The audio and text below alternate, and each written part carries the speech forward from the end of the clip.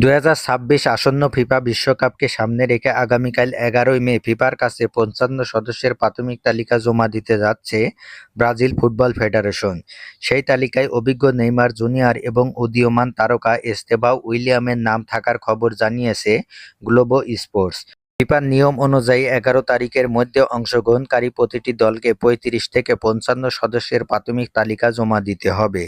আগামী ১ June coach তাদের পাঠানো এই দলকে আবারও ২৩ থেকে ২৬ সদস্যের দলে নামিয়ে এনে জমা দেবেন।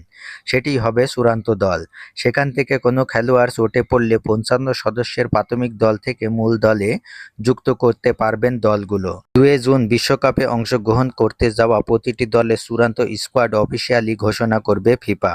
তবে দলগুলো চাইলে ২ জুনের আগেও তাদের চূড়ান্ত স্কোয়াড ঘোষণা করতে পারবে। ব্রাজিল কোচ কার্লো আনচেলত্তি আগামী ১৮ মে চূড়ান্ত স্কোয়াড ঘোষণা করবেন।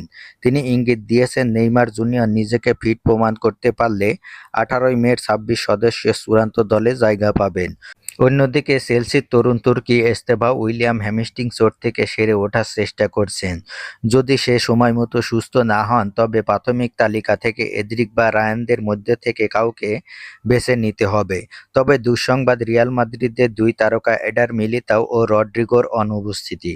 তারা আসন্ন বিশ্বকাপ থেকে পুরোপুরিভাবেই ছিটকে গেছেন, তাই তারা প্রাথমিক দলেও জায়গা পাচ্ছেন না।